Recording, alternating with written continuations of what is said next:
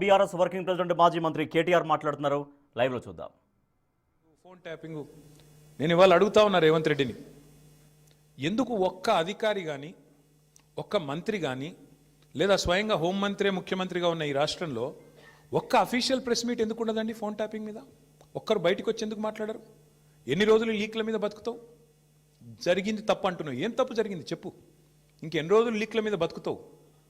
ఎన్ని రోజులు లీకులు ఇచ్చుకుంటా ఫలానా వల్లదైంది, ఇదైంది, అల్లమైంది, బెల్లమైంది, పనికిమాలిన లీకులు తప్ప ఒక్క అధికారిక ప్రెస్ మీట్ ఈరోజు వరకు ఉందా? సిట్టు కానీ ఇంకోటి కానీ లేదా మంత్రులు కానీ ముఖ్యమంత్రి కానీ ఒక్క మాట అధికారికంగా చెప్పిన పాపన పోయినరా? ఏంది ఫోన్ ట్యాపింగ్? ఎవరి ఫోన్ ట్యాపింగ్? ఎక్కడ ఫోన్ ట్యాపింగ్? ఏం జరిగింది?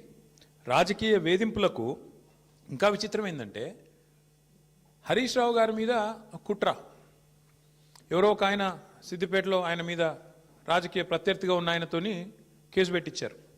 పెట్టిస్తే హరీష్ రావు గారు న్యాయస్థానాన్ని ఆశ్రయించినారు, హైకోర్టు పోయినారు. హైకోర్టు కొట్టేసింది. కొట్టేస్తే ముఖ్యమంత్రి గారు ఆయన ఆరాటం ఎట్లాంటిదంటే హరీష్ రావు గారిని జైలుకు పంపాలని సుప్రీంకోర్టుకు పంపించినాడు ఈ కేసును. హైకోర్టు కొట్టిస్తే ప్రభుత్వ పైసలతోని, ప్రభుత్వమే పెద్ద పెద్ద న్యాయవాదులు గంటకు ₹1 కోటి తీసుకునే న్యాయవాదులను పెట్టి ప్రజల పైసలతోని సుప్రీంకోర్టుకు పోయినాడు. సుప్రీంకోర్టు కూడా కొట్టేసింది. అయినా నీకు సిగ్గు రాలేదా? ఈ కేసులో ఏం లేదు, విచారణార్హం కాదు ఈ కేసు అని, ఈ ఫోన్ ట్యాపింగ్లో పసలేదు హరీష్ రావు గారి మీద అని చెప్పి సుప్రీంకోర్టు కొట్టేసినాక కూడా, సుప్రీంకోర్టు కంటే కూడా నీ సిట్టు నీ చిట్టి పెద్దదా? అసలు ఏమైనా ఇంగితం ఉందా ఈ ముఖ్యమంత్రికి కానీ ప్రభుత్వానికి కానీ? వాళ్ళ బాధ అంతా ఒకటే. నిన్న ఉదయం హరీష్ రావు గారు డీటెయిల్డ్గా ప్రెస్ మీట్ పెట్టి రేవంత్ రెడ్డి బావమరిది కుంభకోణం బయటపెట్టిండు. రేవంత్ రెడ్డి బావమరిది బయట పెట్టే వరకు వెంటనే సాయంత్రం వరకు హరీష్ రావు గారికి నోటీసులు. ఇది వాస్తవం, ఏం లేదు ఇలా. ఎంతకంటే నిజంగానే హరీష్ రావు గారు నిన్న చెప్పింది తప్పైతే, నిన్న ఉదయం ప్రెస్ మీట్లో హరీష్ రావు గారు చెప్పింది తప్పైతే, అయితే సింగరేణి సంస్థను సంబంధిత అధికారులు, బాధ్యులైన మంత్రి గారో లేదా ముఖ్యమంత్రి గారో ఈ పాటికి తప్పు వారు చెప్పింది ఇది వాస్తవం అని చెప్పాలి కదా. చెప్పారా? 24 గంటలు అయిపోయింది. ఎందుకు మాట్లాడట్లేదు? ఎందుకు ఒక్క స్పందన లేదు? ఎందుకు ఒక్కరంటే ఒక్కరు? కాంగ్రెస్ కుంభకోణాలు బయటపెట్టిన ప్రతిసారి ఇదే డైవర్షన్ గేమ్లు, ఇదే రకమైన డ్రామాలు వీళ్ళకి అలవాటుగా మారిపోయింది. సింగరేణి టెండర్లలో ఇవాళ నేను ఆధారాలతో సహా మీ ముందు బయటపెట్టబోతా ఉన్నా. స్పష్టంగా రేవంత్ రెడ్డి గారి బావమరిది కోసం ఆయనని కింగ్ పిన్గా చేసి, సృజన్ రెడ్డి అనే వ్యక్తిని కింగ్ పిన్గా చేసి ఆయన చుట్టూ ఇవాళ మొత్తం ఆ టెండర్లన్నీ రిగ్గింగ్ చేసి మొత్తానికి 9 టెండర్లు ఇప్పటికే పూర్తి చేసినారు. మీకు ఈ విషయంలో ఒక చిన్న అవగాహన ఉండాలి కాబట్టి ఒక చిన్న విషయం చెప్తాను. మేము గతంలో దాదాపు 10 ఏళ్ళు అధికారంలో ఉన్నాం. సింగరేణి సంస్థలో కేసీఆర్ గవర్నమెంట్ ఉన్నప్పుడు ఎన్నడూ రాజకీయ జోక్యం లేదు, ఎన్నడూ ఇట్లాంటి దిక్కుమాలిన కార్యక్రమాలు లేవు, ఈ పైసల ఆలోచన లేదు. అందుకే నీట్గా కంపెనీ నడిచింది. వేలాది మంది కార్మికులకు అద్భుతమైన బోనస్లు ఇచ్చినాం, 30%, 35% బోనస్లు ఇచ్చినాం. సంస్థ బాగు కోసం ఆలోచించినాము, సంస్థను లాభాల్లోకి తీసుకొని పోయే ప్రయత్నం చేసినాం. వేల మంది కార్మికుల వాళ్ళని సంరక్షించడం, వాళ్ళకి ఇచ్చిన వాగ్దానాలు నెరవేర్చడమే లక్ష్యంగా మేము పనిచేసినాం.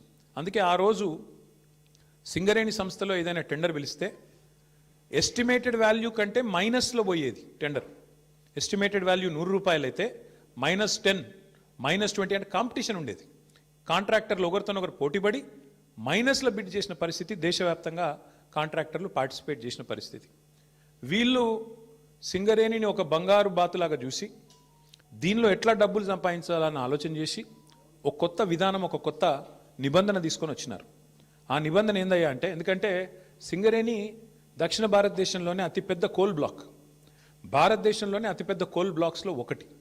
అందుకే ఏం చేసినారు వీళ్ళు? చాలా ఆలోచన చేసి ఈ సృజన్ రెడ్డి అనేవాడు, ఆయనతో పాటు అక్కడ సింగరేణి సంబంధించిన అధికారులు, మరి బట్టి గారికి తెలిసి జరిగిందా తెలియక జరిగిందా, ముఖ్యమంత్రి గారికి అనుసరణలో జరిగిందా నాకు తెలియదు, కానీ ఈ సృజన్ రెడ్డి అనే వ్యక్తి మొత్తానికి ఒక కండిషన్ పెట్టించినాడు. ఏమని? ఖచ్చితంగా ఇప్పుడు ఉదాహరణకు మీరు తెలంగాణలో ఉన్నారు, ఎక్కడో జార్ఖండ్లో కోల్ బ్లాక్ ఉంది, మీకు కంపెనీ ఉంది, మీ కంపెనీకి అర్హతలు ఉన్నాయి, వాళ్ళు టెండర్ పిలిచారు, మీరు డైరెక్ట్గా ఆన్లైన్ టెండర్ వేయచ్చు. ఇవాళ రేపు మొత్తం ₹1,00,000 వరకు కూడా ఆన్లైన్ టెండరే కదా. ఇవాళ 1,00,000 దాటింది అంటే ఈ టెండర్, ఈ ప్రొక్యూర్మెంటు, ఈ టెండర్. అట్లాంటప్పుడు వేల కోట్లు, 100 కోట్లతో ముడిపడ్డ కోల్ బ్లాక్లలో వీళ్ళు ఎంత పనికిమాలిన నిబంధన పెట్టారంటే, మీరు బిడ్ చేయాలంటే మీరు పార్టిసిపేట్ చేయాలంటే టెండర్లో మీరు ఇక్కడ బిడ్ వేయాలి అంటేనే మీరు సైటుకు స్వయంగా వచ్చి సైటు విజిట్ చేసినట్టు సర్టిఫికేట్ తీసుకోవాలి సింగరేణి దగ్గర అని పెట్టినారు. అంటే దీని ఉద్దేశం ఏంది? ప్రపంచంలో ఇప్పుడు ఆస్ట్రేలియా వాడు ఉంటాడు, అమెరికా వాడు ఉంటాడు, వాడు సింగరేణి బిడ్లో పార్టిసిపేట్ చేయాలంటే వాడు స్వయంగా రావాలా, వచ్చి సింగరేణి అధికారులను కాలు పట్టుకొని వాళ్ళని వేలు పట్టుకొని బతిమలాడి ఆ సర్టిఫికేట్ తీసుకోవాలి సైట్ విజిట్ చేసినా అని. వీళ్ళు ఏం చేస్తున్నారు? సైట్ విజిట్కి రాగానే ఆ కంపెనీ పేరు, మేనేజింగ్ డైరెక్టర్ పేరు, సిఇఓ పేరు, ఫోన్ నంబరు అన్నీ రాసుకుంటున్నారు. రాసుకొని సుజన్ రెడ్డి స్వయంగా బెదిరిస్తున్నాడు ఫోన్ చేసి. నేను ముఖ్యమంత్రి బామ్మర్ది మాట్లాడుతున్నా, మీరు ఇందులో పాల్గొనొద్దు అని బెదిరిస్తున్నాడు. వినలేదనుకో, మేము వేస్తామా, మాకు సీనియారిటీ ఉందంటే వెంటనే ఏం చేస్తున్నారు? వాళ్ళకి సర్టిఫికేట్ ఇస్తలేరు. వాళ్ళు సైట్ విజిట్ చేసినట్టు కూడా సర్టిఫికేట్ ఇవ్వట్లేదు. తద్వారా వాళ్ళు పార్టిసిపేట్ చేయకుండానే ఎగరగొడతా ఉన్నారు. ఇది జరుగుతూ ఉంది సింగరేణిలో. ఇప్పుడు నైనీ కోల్ బ్లాక్ ఏదైతే నిన్న బట్టి విక్రమార్క గారు రద్దు చేశారో ఆ రద్దు వెనుక ఉన్నది కూడా వాటాల పంచాయతీ మీకు తెలుసు. అట్లాగే ఈరోజు సింగరేణిలో జరుగుతున్నది కూడా అచ్చంగా ఇదే ఆధారంగా ఇదే పద్ధతుల్లో ఏం జరిగింది అంటే, ఇప్పుడు నేను చదివి వినిపిస్తాను, మీరు వినండి. ఇది కొత్తగా ప్రారంభమైంది కాదు. రేవంత్ రెడ్డి గారి గవర్నమెంట్ రాగానే కాంగ్రెస్ గవర్నమెంట్ రాగానే ఈ దోపిడీ స్టార్ట్ అయింది. ఎప్పుడు స్టార్ట్ అయింది? ఫిబ్రవరి 24 నుంచి స్టార్ట్ అయింది. ఫిబ్రవరి 20 రోజు ఎంక్వైరీ డేటు ఒక 385 కోట్లది టెండర్ పిలిచిండ్రు. అప్పుడు ఇంకా ఈ సైట్ విజిట్ ఇది పెట్టినట్టు లేరు, అందుకే అప్పుడు కూడా లెస్లనే పోయింది. తర్వాత ఇంకొక టెండర్ పిలిచిండ్రు మేలో, అది కూడా లెస్లనే పోయింది. Godavari Khani RGOC1, RGOCP3 mine, ఈ రెండు కూడా ఇంకా అప్పటికి దిక్కుమాలిన దంద మొదలు కాలే. ఆడికెళ్ళి మొదలైంది కథ. ఎప్పుడు 24కి వెళ్ళి 24 జూన్కి వెళ్ళి మొదలైంది. ఫస్ట్ టెండర్ ఎప్పుడు స్టార్ట్ అయిందంటే విక్రమ్ రెడ్డి అన్నట్టు ఆయన కాంట్రాక్టరు, తర్వాత సృజన్ రెడ్డి, దీక్షిత్ రావు, జి వెంకటేశ్వర్ రెడ్డి, తర్వాత CH సుశాంత్, సుధీర్ హీరాలాల్ ధోలు, వీళ్ళందరూ కలిసి రింగ్ అయ్యి మొత్తానికి ఇప్పటికీ 7 టెండర్లు అన్నీ కూడా ఎక్సెస్ బేసిస్లో ఇదే సైట్ విజిట్ సర్టిఫికేషన్ అనే అడ్డమైన నిబంధన పట్టుకొని, అంటే కాంట్రాక్టర్ సైట్కు రావాలి, వస్తేనే సింగరేణి సర్టిఫికేట్ ఇస్తుంది. తప్పన కాంట్రాక్టర్ నేను బిడ్ వేస్తా అంటే సర్టిఫికేట్ ఇయ్యదు. సృజన్ రెడ్డి ఫోన్కు ఆయన బెదిరింపులకు లొంగకపోతే వినకుండా ఎక్సెస్ ఇప్పటికీ గతంలో -10, -22లో పోయిన టెండర్లు ఇవాళ డైరెక్ట్గా సృజన్ రెడ్డి కంపెనీకి 207 కోట్ల కాంట్రాక్టు +12%కి వచ్చింది. శోధా కన్స్ట్రక్షన్స్ అనే కంపెనీ సృజన్ రెడ్డిది, అలా భార్య పేరు ఉంటుంది అందులో. ఇది వాస్తవమా కాదా దయచేసి మీరు తెలుసుకోండి, కాపీ కూడా మీ అందరికీ ఇస్తాను, మీరు కూడా తెలుసుకోవచ్చు. అట్లాగే వీళ్ళందరూ ఇప్పుడు GVR, CH సుశాంత్, దీక్షిత్, అంతా ఒక రింగు ముఠా ఇది. ఈ ముఠాకి నాయకుడు సృజన్ రెడ్డి, రేవంత్ రెడ్డి బావమర్ది, వీళ్ళందరూ కలిసి వేసిన రింగు టెండర్లు. ఇది నిన్న హరీష్ రావు గారు బయట పెట్టిండ్రు. ఏమన్నాడు హరీష్ రావు గారు నిన్న? 9 ఒక్కటే రద్దు చేస్తే సరిపోదు బట్టి గారు, మరి నీకు తెలియకుండా జరుగుతున్నాయి ఇవన్నీ, ఇవి కూడా రద్దు చేస్తావా లేదా అన్నాడు. దాంతోనేంది ప్రభుత్వం లిక్కిపడ్డది. ఓహో, మా దొంగతనం బయటపడుతుంది కాబట్టి ఏం చేయాలి? హరీష్ రావుకు నోటీసు. నేను సాయంత్రం నోటీసు, పొద్దున ఎంక్వైరీ. ఇది మొదటిసారి కాదు.